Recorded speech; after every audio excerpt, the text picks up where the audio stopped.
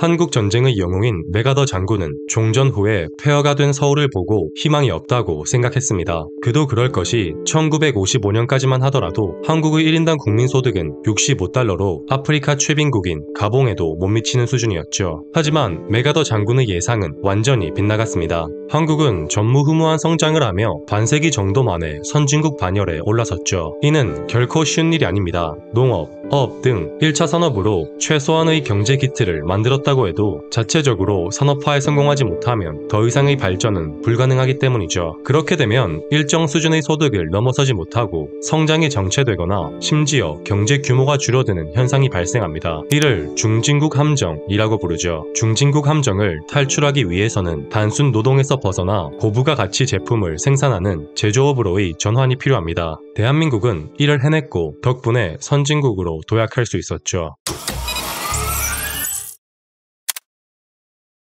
1950년 5월 한국전쟁 직전 대한민국에서 농지개혁법이 실시되었습니다. 따라서 농민들이 자신의 땅을 소유하게 되어 농업 생산성이 극적으로 향상되었죠. 덕분에 1950년대 중반에는 농업을 중심으로 한국 경제가 성장할 수 있었습니다. 하지만 장기적인 경제 성장에는 명확한 한계점을 가지고 있었죠. 왜냐하면 한국은 지리적으로 산지가 많고 경작 가능한 평지가 상대적으로 적어 대규모 농업 생산이 어려웠기 때문이죠. 즉 타 국가에 비해 농산물 가격이 높아서 수출 사업으로 육성하기에는 무리였던 것이죠. 그렇다 보니 지속적인 경제 성장을 위해서는 제조업의 발전이 필요했습니다. 하지만 자본가들은 제조업에 쉽게 뛰어들지 않았습니다. 왜냐하면 제조업은 초기 설비 투자, 기술 개발, 직원 교육 등 성과를 내기까지 많은 단계를 거쳐야 하기 때문이죠. 심지어 한국은 산업화 경험마저 거의 없었기에 제조업에 투자한다는 것은 도박에 가까웠습니다. 이때 큰 역할을 한 인물이 박정희 대통령이었죠. 그는 집권 초기부터 수출 주도 산업화 전략을 채택하며 수출 제조업 기업들을 우대해 주었습니다. 그중 하나가 수출 기업들의 대출 금리를 우대해 준 것이었죠. 한국의 경제 상황과 금융시장은 불안정했기 때문에 일반 시장 금리는 20에서 30% 수준으로 매우 높았는데 수출 기업들에게는 6에서 10% 수준의 낮은 금리로 대출해 주었습니다. 그렇다 보니 제조업 투자가 활발해졌고 그곳에서 발생한 이윤도 재투자되는 선순환 구조가 만들어졌습니다. 반면 우대를 받고도 수출 실적을 내지 못한 기업은 다른 기업에 합병시키거나 자금을 회수했죠. 즉 박정희 정부는 기업들에게 당근과 채찍을 주면서 한국 제조업을 폭발적으로 성장시킨 것이었습니다. 물론 그 당시에 제조업 현장에서 일했던 근로자분들의 헌신도 큰 역할을 했죠. 그들은 낮은 임금과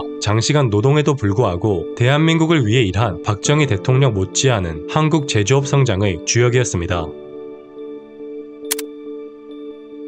1970년대 전후로 미국을 포함한 선진국들이 한국 제품을 수입한 이유는 낮은 가격이었죠. 이를 가능하게 했던 것이 저렴한 노동력과 해상 운송 분야의 혁신이었습니다. 저렴한 노동력은 한국이 개도국으로서 가진 경쟁력이었지만 해상 운송 분야의 혁신은 운이 따른 현상이었죠. 여기서 말하는 해상 운송의 혁신이란 컨테이너 규격화입니다. 기존의 화물선에서는 화물을 싣고 내릴 때 수작업을 해야 했습니다. 그렇다 보니 배가 항구에 머무는 시간이 길어졌고 실제 운항까지 포함하면 엄청난 시간이 소요됐죠. 또한 작업 중에 물품이 파손되는 일도 잦았고 배의 공간을 효율적으로 쓰지 못했습니다. 따라서 해상 운송 비용은 매우 비쌌죠. 역사적으로 보면 기술의 발전은 전쟁 중에 이루어진 경우가 많았죠. 해상 운송 역시 그러했습니다. 1960년대 초 미국은 베트남 전쟁에서 우위를 차지하지 못하고 장기전의 수렁에 빠져들었습니다. 이의 원인 중 하나가 보급 문제였죠. 미군은 베트남으로 군수물자를 운송하기 위해 베트남의 사이공, 현재로 치면 호찌민에 배를 정박했는데 이곳은 전쟁터와 멀었습니다. 사이공은 미국과 남베트남의 주요 작전 지역이었고 이곳만큼 발전된 항구 시설이 없어서 다른 항구로 군수물자를 운송하기도 애매했죠. 따라서 미군은 군수물자를 배에 싣고 내리는데 소요되는 시간이라도 줄이기 위해 화물의 포장 방식을 통일하는 규격화된 컨테이너를 도입했습니다. 이때 컨테이너가 시간과 비용 면에서 혁신적이라는 것을 깨닫게 되었죠. 이후로 미국에서는 물건을 만들어서 쓰는 것보다 한국에서 저렴한 노동력으로 만들어진 제품을 컨테이너선을 통해 수입하는 것이 수지타산에 맞는 일이 되었습니다. 덕분에 한국 제조업은 큰 수혜를 받았죠. 심지어 한국은 석유, 석유, 천연가스, 철광석 등 제조업에 필요한 원자재가 거의 없는 나라입니다. 따라서 많은 원자재를 수입할 수밖에 없죠. 즉, 컨테이너 규격화를 통한 해상 운송비의 절감은 수입과 수출에 의존해야 하는 한국 제조업의 엄청난 행운이었던 것입니다. 제조업을 등여은 한국 수출은 1963년부터 1972년까지 연평균 40%에 달하는 비현실적인 성장을 이뤄냈죠.